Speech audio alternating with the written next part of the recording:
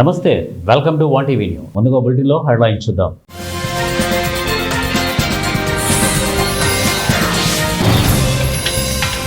యువత నిరుద్యోగ సమస్యకు ఓటు చోరీనే కారణం, రాహుల్ ఆరోపణ.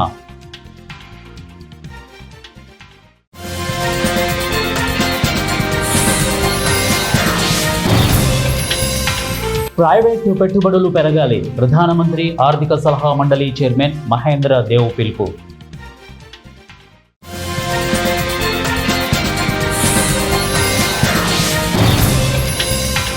స్పీకర్ రూలింగ్ను చట్ట విరుద్ధంగా ప్రకటించండి, వైఎస్ జగన్.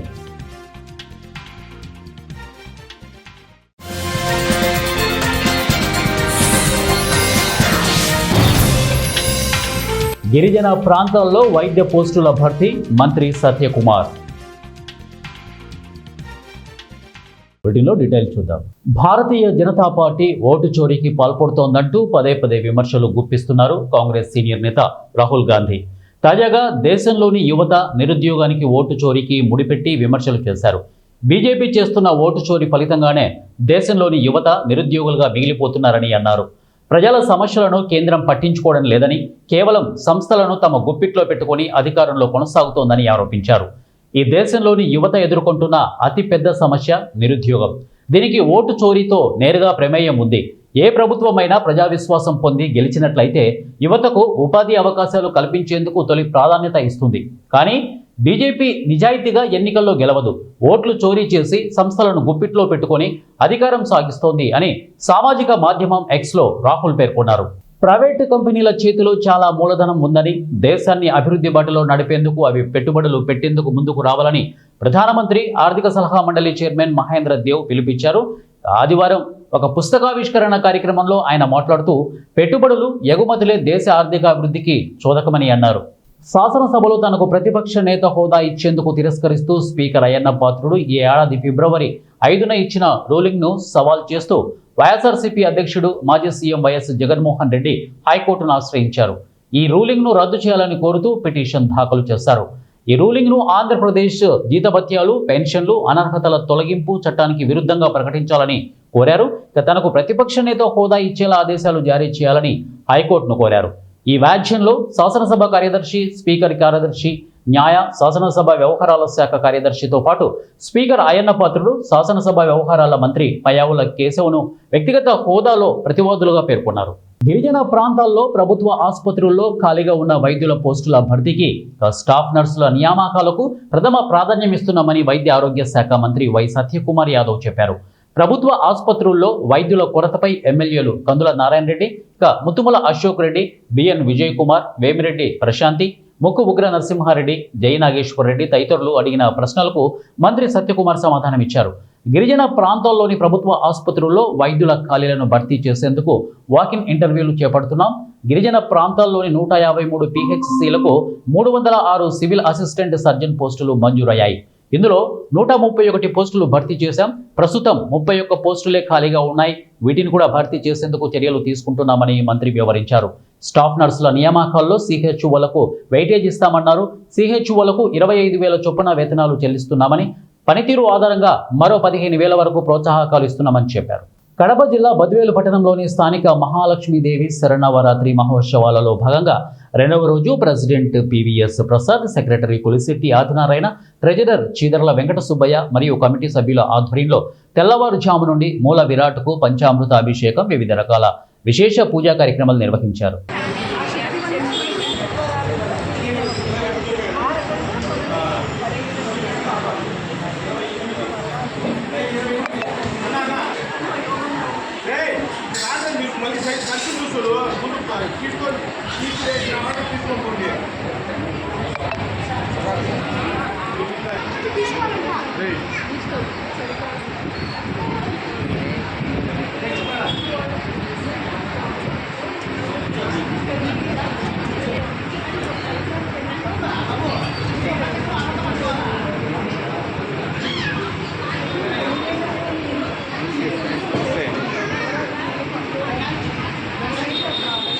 కర్నూలు జిల్లా పత్తికొండ తాలూకా మద్దికెర మండలంలో వెలసిన మద్దిమాంబ దేవాలయం దగ్గర చెరువు కట్ట పైన వెలసిన సుబ్రహ్మణ్యేశ్వర స్వామి దేవాలయం స్థాపించడమైనది. భక్తులు కోరిన కోరికలు తీర్చే దేవుడు, ఆరోగ్య ప్రదాత, కొలిచిన వారికి కొంగు బంగారం, సంతాన ప్రాప్తి అయిన శ్రీ సుబ్రహ్మణ్యేశ్వర స్వామి వారి దేవాలయం షష్ఠి సందర్భంగా కుజగ్రహ రాహుకేతు కాలసర్ప దోషం నివారణ, వివాహ సంతాన ఆరోగ్య సమస్యలకు విద్య, ఉద్యోగ, వ్యాపార అభివృద్ధి, సామూహిక హోమాలు, అభిషేకాలు, విశేష పూజలు నిర్వహించారు. అదేకాక ఆదివారం, మంగళవారం ప్రత్యేక పూజలు మరియు పౌర్ణమి, అమావాస్య, షష్ఠి రోజుల్లో హోమాలు, అన్నదాన కార్యక్రమాలు జరుగుతాయి.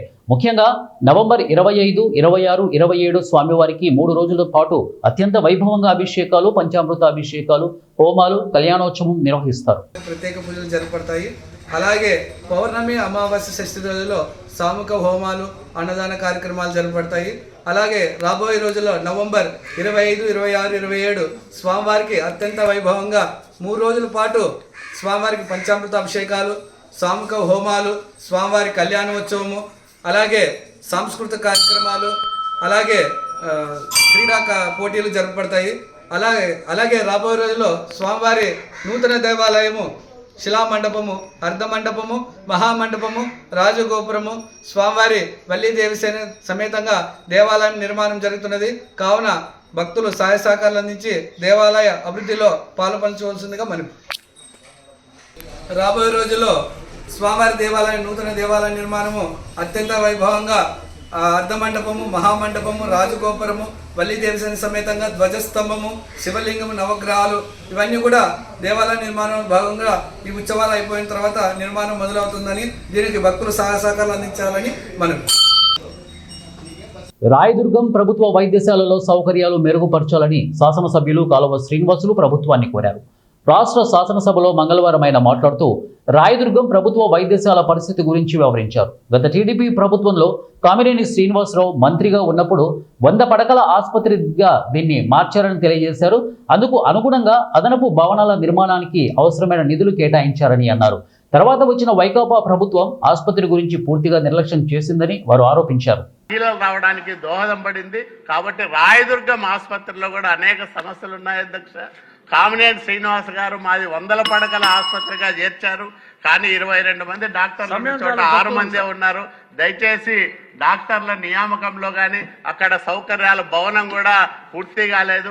వీటి పట్ల కూడా మంత్రి గారు శ్రద్ధ చూపి అత్యంత వెనుకబడిన రాయదుర్గం ప్రాంత ఆసుపత్రి అభివృద్ధికి ప్రత్యేక శ్రద్ధ చూపాలని మరి ఉమ్మడి అనంతపురం జిల్లాకు ఆయన మంత్రి కాబట్టి మీ ద్వారా ఆయనకు. ఏలూరు జిల్లా టి నర్సాపురం మండలం బొర్రంపాలెం పంచాయతీ ముత్యాలమ్మపేట ఒడెర కులానికి చెందిన మత్స్యకారులు కరాటం కృష్ణమూర్తి ఎర్రకాలువ జలాశయం రేవులో నిరసన తెలిపారు.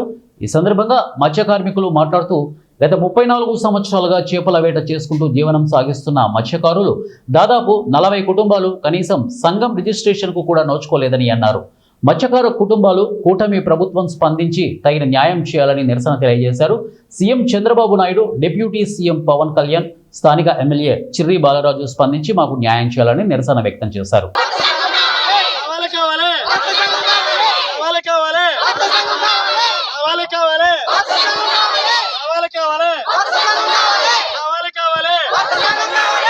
కేంద్ర రాష్ట్ర ప్రభుత్వాల విధానాల వల్ల నేడు వ్యవసాయ సంక్షోభంలో ఉందని, కష్టపడి పండించిన పంటలకు కనీస మద్దతు ధరలు అందడం లేదని ఆంధ్రప్రదేశ్ రైతు సంఘం జిల్లా అధ్యక్ష కార్యదర్శులు కట్టా భాస్కర్రావు, కె శ్రీనివాస్ తీవ్ర ఆందోళన వ్యక్తం చేశారు. మంగళవారం ఊళ్లలోని కాలువగట్టు శివాలయం వద్ద ఆంధ్రప్రదేశ్ రైతు సంఘం మండల మహాసభ, ఆ సంఘం సీనియర్ నాయకులు గుత్తికొండ వెంకట కృష్ణారావు అధ్యక్షతన నిర్వహించారు. మండలంలోని రైతాంగ సమస్యలు చర్చించి పలు తీర్మానాలు ఆమోదించారు. ఈ సందర్భంగా కట్టా భాస్కర్రావు, కె శ్రీనివాస్ మాట్లాడుతూ స్వామినాథన్ కమిషన్ సిఫార్సుల ప్రకారం ఉత్పత్తి ఖర్చుకు అదనంగా 50% కలిపి అన్ని పంటలకు మద్దతు ధరలు ప్రకటించాలని డిమాండ్ చేశారు. రైతులు కష్టపడి పండించిన పంటలకు కనీస మద్దతు ధరలు అందకపోవడం అన్యాయమని వారు విమర్శించారు. రైతులకు వస్తున్నటువంటి సమస్యల మీద పనిచేసేదానికి ఈ కమిటీ పనిచేస్తుంది. ఏదైతే సెక్రటరీ గారు చెప్పారో ఈరోజు కౌలు రైతులు చాలా ఇబ్బందులు పడుతూ ఉన్నారు. ఈ క్రాప్ చేసేదానికి కానీ అలాగే రైతు భరోసా ఇస్తూ ఉన్నారు. రైతు భరోసా వాస్తవంగా పంటకు సంబంధించిందిగా అది మనం భావించాలి. ఆ పంటకు సంబంధించింది కౌలు రైతుకి ఇస్తే ఉపయోగపడదు తప్ప ఎవరైతే భూ యజమాని ఉన్నారో ఆ భూ యజమానికి ఇస్తే అది ఉపయోగకరంగా ఉండదు.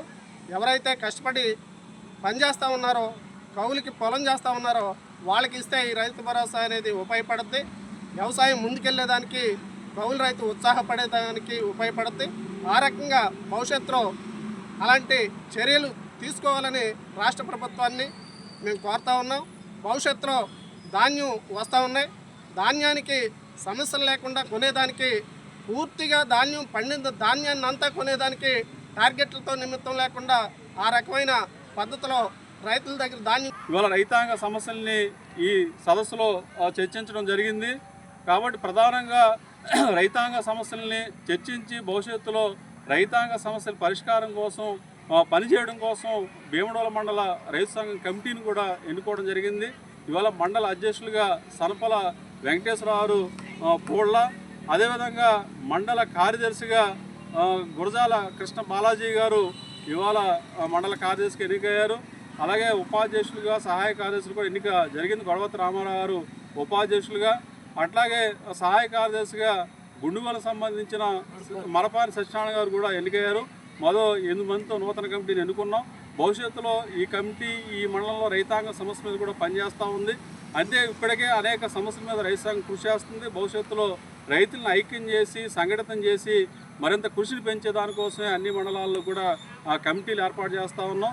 రైతు సంఘాన్ని గ్రామ స్థాయి నుంచి మండల స్థాయి వరకు బలోపేతం చేసే దానికోసం తగిన ప్రయత్నాలు చేస్తూ ఉన్నాం. అయితే ప్రధానంగా కేంద్ర రాష్ట్ర ప్రభుత్వాలు అనుసరిస్తున్న విధానాల వల్ల ఇవాళ రైతాంగం తీవ్రంగా నష్టపోతూ ఉన్నారు, ఇబ్బంది పడుతూ ఉన్నారు. ఇవాళ కేంద్ర ప్రభుత్వం అయితే వ్యవసాయాన్ని కార్పొరేటీకరించాలని చెప్పేసి కొత్త కొత్త చట్టాలు తీసుకొస్తూ ఉంది. అంటే అంబానీ, అదానీ లాంటి కార్పొరేట్ కంపెనీలకు మేలు చేసే విధానాలు తప్ప రైతులకు ఉపయోగపడే విధానాలు ఎక్కడ కూడా అమలు కావడం లేదు. అందుకు మేము అడుగుతా ఉన్నాం, రైతు పెట్టిన పెట్టుబడికి అదనంగా 50% కలిపి మద్దతు ధరలు నిర్ణయించాల్సిన అవసరం ఉంది. స్వామినాథన్ కమిషన్ సిఫార్సులు అమలు చేయాల్సిన అవసరం ఉందని చెప్పేసి కూడా మేము ప్రధానంగా డిమాండ్ చేస్తూ ఉన్నాం. అదేవిధంగా రేపు ధాన్యం కొనుగోలు సమస్యలు కూడా ముందుకు వచ్చే పరిస్థితి ఉన్నది. ఇవాళ కేంద్ర ప్రభుత్వం ప్రకటించిన మద్దతు ధర రైతాంగానికి ఏమాత్రం సరిపోదు. కాబట్టి కేంద్ర ప్రభుత్వం ప్రకటించిన మద్దతు ధరకు అదనంగా ఇవాళ రాష్ట్ర ప్రభుత్వం కేరళ ప్రభుత్వం వలె కనీసం 500 రూపాయలు, ఎందుకంటే కేరళ క్వింటాల్కి 900 రూపాయలు బోనస్ ఇచ్చి ధాన్యం కొనుగోలు చేస్తూ ఉంది.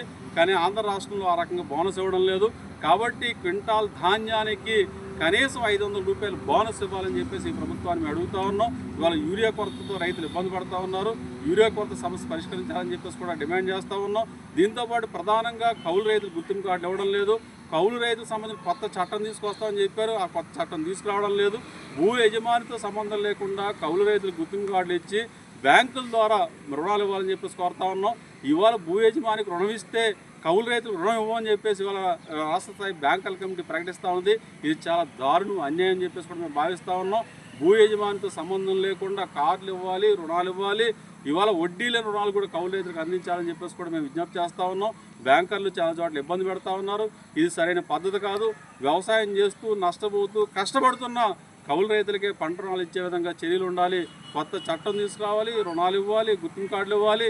ఆ రకంగా కౌలు రైతుల పేరుతో ఈ క్రాప్ చేసి ధాన్యాన్ని కూడా కౌలు రైతుల పేరుతోనే కొనుగోలు చేయాలని చెప్పేసి కూడా ఈ ప్రభుత్వాన్ని అడుగుతా ఉన్నాం. కాబట్టి ధాన్యం కొనుగోలు సమస్యలు కూడా పరిష్కరించాలని చెప్పేసి కూడా మేము విజ్ఞప్తి చేస్తా ఉన్నాం. అనకాపల్లి జిల్లా నర్సీపట్నం నియోజకవర్గం మండల కేంద్రమైన నాతవరం తాండవ కాలుగట్టున వెలసిన శ్రీ శక్తి పంచాయతన ఆలయంలో సోమవారం నుండి శ్రీదేవి నవరాత్రి ఉత్సవాలు అత్యంత వైభవంగా ప్రారంభమయ్యాయి. ప్రతి సంవత్సరంలాగే ఈ సంవత్సరం కూడా శ్రీశక్తి పంచాయతీన ఆలయంలో కనకదుర్గమ్మ అమ్మవారి నవరాత్రి ఉత్సవాలు ఘనంగా నిర్వహిస్తున్నారు. ఈ సంవత్సరం సెప్టెంబర్ 22వ తేదీ నుండి అక్టోబర్ 2వ తేదీ వరకు 11 రోజుల పాటు వివిధ అవతారాలలో అమ్మవారికి ప్రత్యేక హోమాలు, పూజలు, అభిషేకాలు నిర్వహించి భక్తులకు దర్శన భాగ్యాన్ని కలిగించే విధంగా ఏర్పాట్లు చేపట్టడం జరిగిందని, ప్రతిరోజు అమ్మవారికి విడివిడిగా విశేషమైన పూజా కార్యక్రమం, హోమాలు, కుంకుమ పూజలు, అభిషేకాలు నిర్వహించడం జరుగుతోందని ఆలయ పూజారి తెలియజేశారు. ప్రతి సంవత్సరంలాగే శ్రీ శక్తి పంచాయతన ఆలయంలో అమ్మవారికి దేవీ శరన్నవరాత్రి దీక్షా మహోత్సవాలు అత్యంత వైభవంగా ప్రారంభమయ్యాయి. అత్యంత వైభవంగా పూజా కార్యక్రమాలన్నీ నిర్వహించబడుతున్నాయి. అయితే ఈ పూజా కార్యక్రమాల్లో భాగంగా పాడ్యమి 22వ తారీఖు నుంచి మొదలయ్యాయండి. మొదటి రోజు అవతారం అమ్మవారికి బాలా త్రిపుర సుందరి అవతారం, రెండో రోజు అవతారం ఈరోజు గాయత్రి అమ్మవారి అవతారంలో అమ్మవారు దర్శనమిస్తున్నారండి. అదేవిధంగా మూడో రోజు అన్నపూర్ణాదేవి అవతారం, 4వ రోజు కాత్యాయని అవతారం, 5వ రోజు మహాలక్ష్మి అవతారం,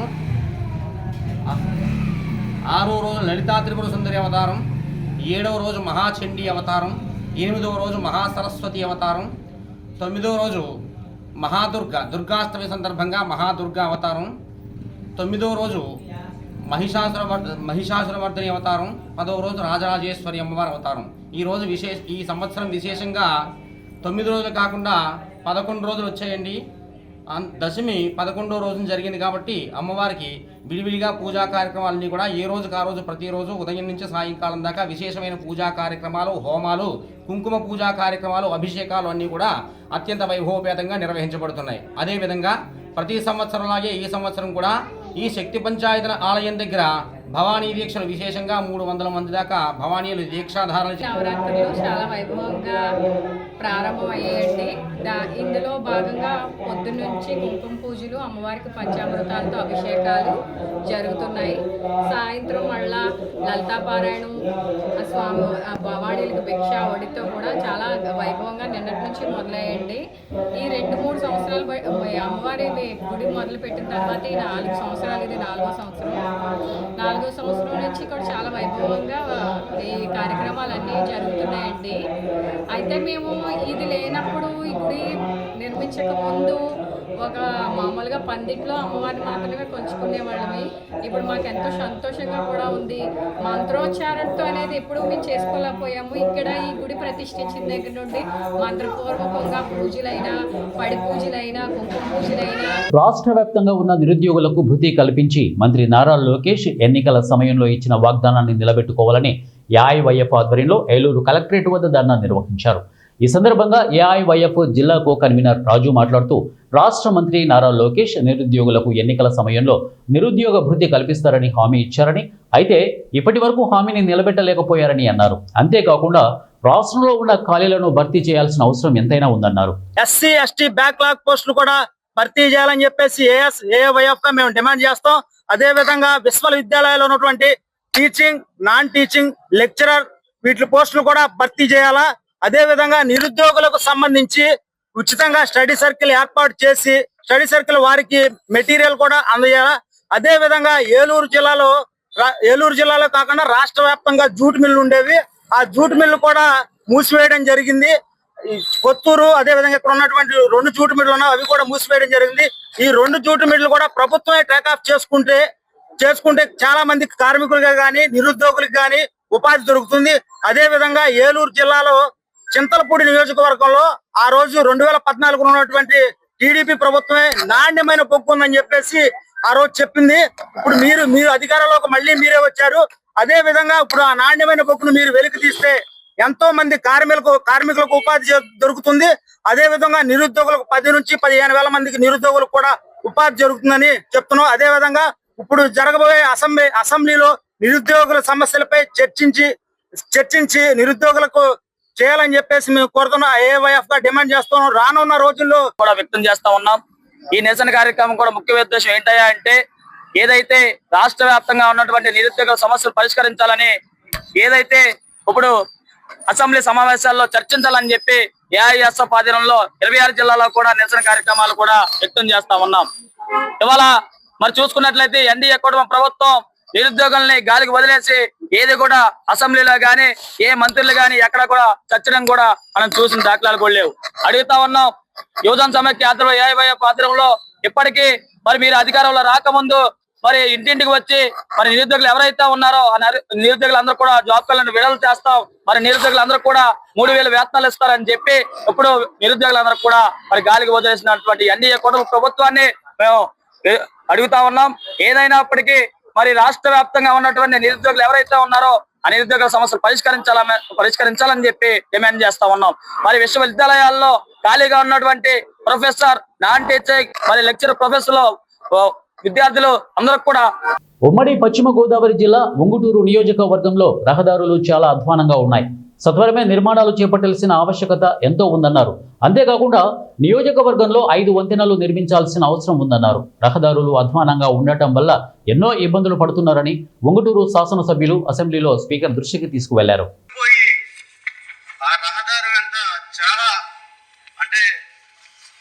విద్యార్థులు అలాగే ఎవరైతే హాస్పిటల్కి వెళ్ళాలనుకునే వాళ్ళందరూ కూడా చాలా ఇబ్బందులు పడుతున్నారు. అలాగే దాంట్లో ఉంగుటూరు నియోజకవర్గంలో ప్రధానంగా 5 బ్రిడ్జ్లు ఉన్నాయి అధ్యక్ష. కేశవరం బ్రిడ్జ్ అధ్యక్ష మీరు మంత్రిగా ఉండగానే దానికి శంకుస్థాపన చేశారు. ఆ రోజున ప్రభుత్వం మారటంతో ఆ కేశవరం బ్రిడ్జ్ కూడా ఆ రోజున ఆగిపోవడం జరిగింది. అలాగే మనకి పోళ్ళ బ్రిడ్జ్ ఒకటి ఉంది, అలాగే మూడూరు బ్రిడ్జ్ కూడా ఉన్నాయి. 5 బ్రిడ్జ్లు ఉన్నాయి అధ్యక్ష. ఈ 5 బ్రిడ్జ్లు కూడా ఎంతో ప్రాధాన్యత ఉన్నది.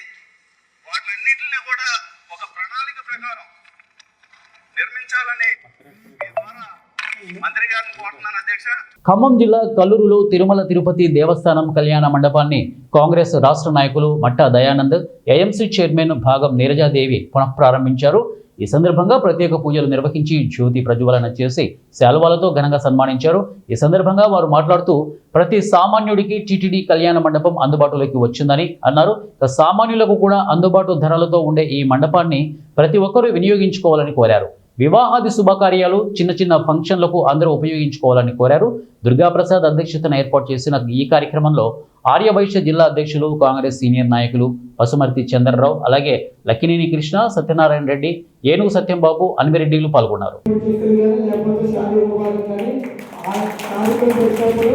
ప్రతి గ్రామం నుంచి ప్రతి దగ్గర కూడా ఈ కళ్యాణ మండపం వస్తారు. డెఫినెట్గా ఇది ఫ్యూచర్లో మీకు మంచి ఆదాయ వనరుగా మిగులుతుందని చెప్పి భావిస్తున్నాను. ఎందుకంటే ఇప్పుడు దాకా దీంట్లో ఇక్కడ టీటీడీ కళ్యాణ మండపం ఉంది, దీన్ని రెంట్కి ఇస్తారని చాలా మంది తెలియదు.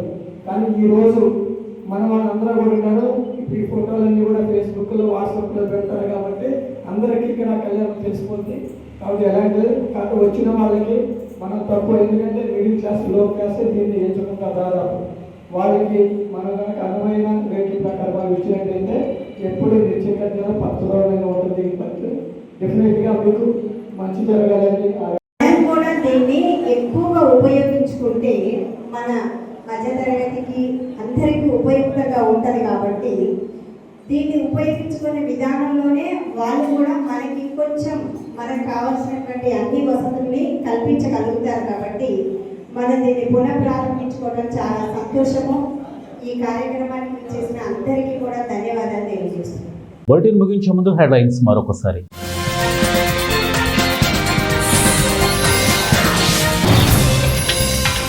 యువత నిరుద్యోగ సమస్యకు ఓటు చోరీనే కారణం, రాహుల్ ఆరోపణ.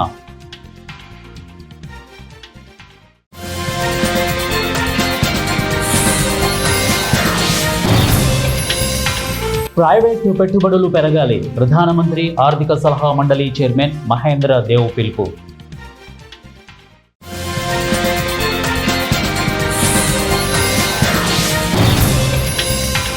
స్పీకర్ రూలింగ్ను చట్ట విరుద్ధంగా ప్రకటించండి, వైఎస్ జగన్.